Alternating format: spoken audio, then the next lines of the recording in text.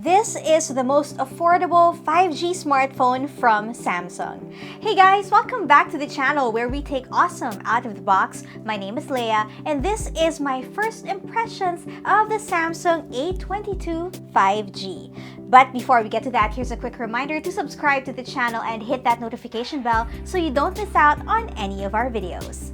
So here it is, the Samsung Galaxy A22 5G. And take note that this is different from the A22. So ngayon, pag-uusapan natin yung 5G version. So we got ours in gray, which I must say isn't love at first sight for me. Important kasi sa akin yung unang tingin pa lang, gusto ko na yung itsura ng smartphone. And that's not the case with this one, probably because of the color. I must say though that it looks a lot better in violet and mint, which is available in Lazada, both colors when I checked it out. And it is made out of plastic. The back is made out of plastic, although it's still a fingerprint magnet. For some reason, it's a bit smudgy, so you may want to put a case on it. So to be clear, it's not a bad-looking smartphone. I just personally find it plain. Turning it over, let's check out the display. So this one has a 6.6-inch IPS LCD screen with 1080p resolution and the 90Hz refresh rate. Guys, it's not adaptive, so you have to choose between 60Hz or 90Hz. So ito siya ngayon, naka 90Hz tayo. I'm just gonna scroll so you can see how smooth it is.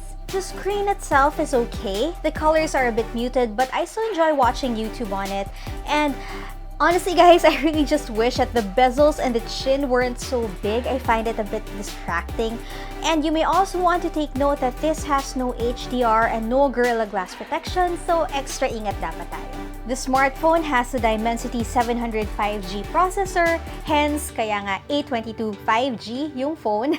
And when I checked Lazada, it's available in 6 gigs of RAM and 128 gigs of internal storage that's still expandable. So nakita nyo naman yung thumbnail, clearly may 5G speeds kami dito sa home studio, but of course it would really depend on your area. For software, it runs on One UI Core 3.1 based on Android 11. Now, if you're already a Samsung user, the interface will be very familiar, but again, because nga core version to, then some features are missing. Moving on to the cameras, you get 3 at the back, a 48-megapixel shooter, a 5-megapixel ultra-wide camera, and a depth sensor. The selfie camera is housed in a notch, which is 8 megapixels. So here are some sample shots. Sorry guys, puro sa bahay lang because, you know, naka-ECQ tayo ngayon, but we have to make do. As you can see, the 48-megapixel main shooter takes decent photos, although the colors aren't so vibrant. The dynamic range, not so great as well. As for the ultra-wide camera, I'm glad it's there, but take note na medyo soft yung details because, again, 5 megapixels lang siya. I'm kind of liking the portrait mode of this camera kasi I'm particular about the cutout. Ayoko na masyadong harsh yung lines. For this one, sakto lang yung feathering niya. Selfies turn out pretty good too. Much like the main camera, the colors aren't so punchy, the dynamic range is limited, but for as long as you have good lighting, maganda pa rin naman yung kinakalabasan ng shots. And you can record 2K videos na naka-on yung EIS. I think it works pretty well in reducing minor shakes and jitters. The battery is pretty big. It's 5,000 mAh. The catch? 15 watts lang yung charging, so patience is key, my friends. So some things that you may want to know about this smartphone. First is that it has a side-mounted fingerprint scanner, very fast, easy, reliable. Second, it has a triple-slotted tray, so may room for both SIM cards and an SD card. And lastly, for the speaker, I suggest na wag itodo yung volume. In fact, meron namang 3.5mm jack, so mag-headphones na lang tayo. But anyway, here's a sound sample.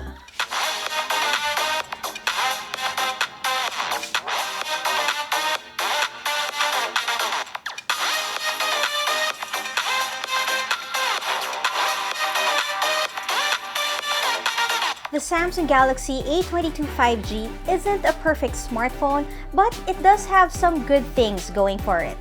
First, there's a high refresh rate, there's a 1080p screen, good battery life, decent 48-megapixel camera, and 5G connectivity. It's priced at 13,990 pesos. Now, is this a smartphone that you would consider? Let me know in the comment section. And that's it for this video. If you like it, give it a thumbs up, subscribe to the channel, hit that notification bell, follow us on Facebook, TikTok, and Instagram. My name is Leia. Stay safe, happy, and healthy, everyone. Bye!